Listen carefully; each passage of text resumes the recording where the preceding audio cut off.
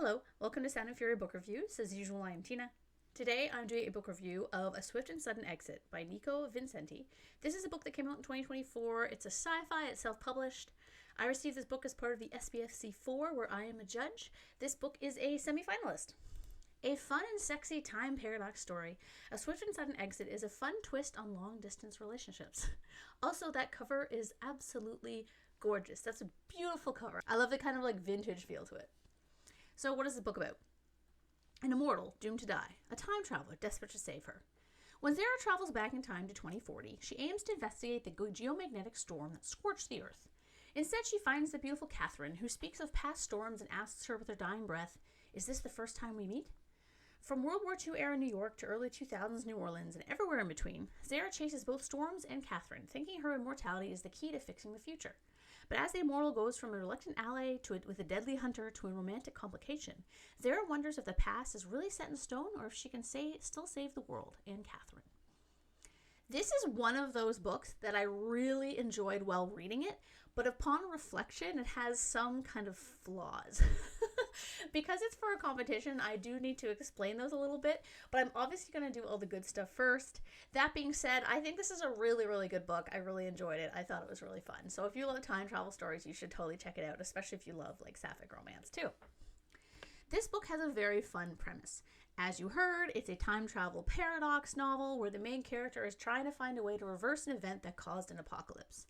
It's not really explained how stopping the event saves them at the time, like later in time, or if it's just they're doing this kind of for an altruistic reason. It's not really clear, but whatever. That's kind of with time travel novels, you kind of just have to go with it sometimes.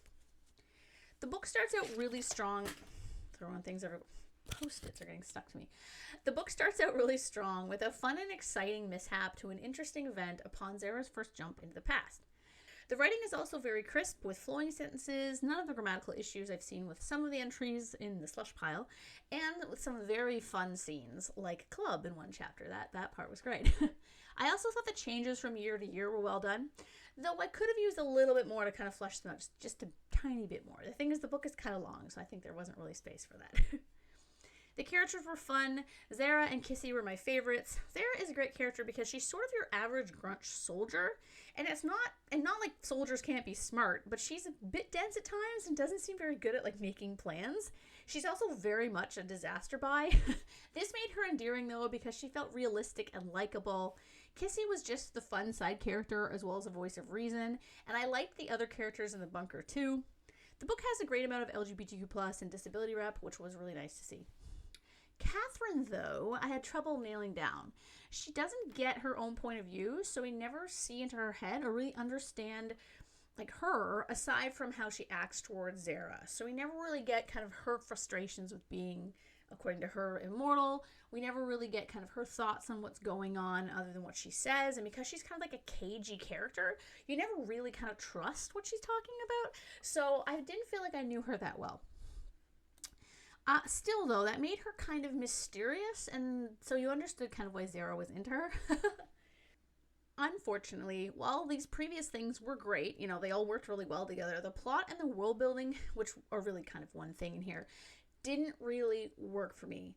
I had to check with my review team because there are a couple major things that I thought I just missed in the story that are kind of like the main reason for the action taking place that are never explained, and they confirmed that these things were not explained.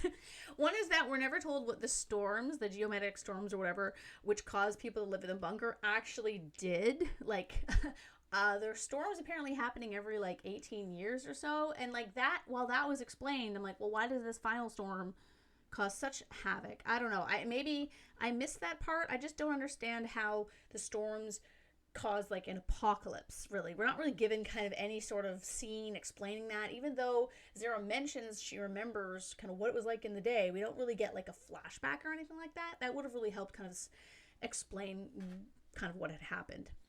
That didn't really bug me as I was going along because I kind of figured it would be answered at the end. But the one thing that I did have questions about was how the time travel machine is also a teleporter. This is not explained at all. I had assumed that a time machine, generally, at least from the time machine stories and shows I've seen, sends you back to like the same place, just in a different time. And while that sometimes doesn't really make sense because of how the Earth kind of, moves and stuff like that, I've never really encountered a time travel story where they send you not just back in time, but send you like thousands of miles away to another city. And I was like, so they've invented both time travel and teleportation? I don't know. It seemed weird to me that that wasn't explained. And it's possible that I just missed it. If so, please correct me in the comments. I really don't like dunking on things like this. I just was like, it's just because it's for a competition. I'm kind of like, this is something picky. But to be honest, it felt like the time travel in this story wasn't very fleshed out and served only as the impetus for the romance. If that was the case, I think that the romance should have been heavier and the time travel story kind of pared down a bit more, because I think when you're doing a romance, the romance should be front and center. If you're doing a time travel novel, the time travel should be front and center. And I just found like these two things were almost competing at times, because it seemed like Zara, in most of the time, she travels I think 7 or 8 times, and half of them it's like she's not even there for the mission of save the world, and so there was the tension in that regard kind of really dropped off. When it comes to the romance itself, while I liked it, especially the spicy scenes, I didn't love it. As I said before, it's kind of fighting with the time travel for attention. So Catherine and Zara didn't have a lot of chemistry for me. Well, Zara seems to fall for Kat near instantly, seemingly because she's hot more than anything else, to be honest.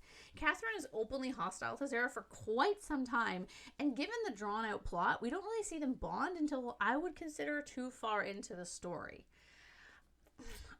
I guess it could have been played out more as a forbidden romance. Like, I could have seen a lot more kind of yearning on both of their parts in terms of like, oh my god, what if I never get back to her? Or if we'd had a perspective from Catherine, oh, I'm going to be missing her for 12 years, or what if she doesn't show up? That kind of thing. I guess overall, I mean, I'd give the book a 4 out of 5. I think it was really good. I really enjoyed it. I think it just could have tightened the romance, trimmed the time travel parts a little bit and amped the tension, and I think it would have been like a 5-star for me. Yeah, but the thing is, when I was reading it, I didn't really notice these things, so I totally think that if you love time travel, if you just love sci-fi, if you love sapphic romances, I think you should totally check it out, because it is a lot of fun. Yeah, so thanks for watching, and thank you to the competition for the review copy.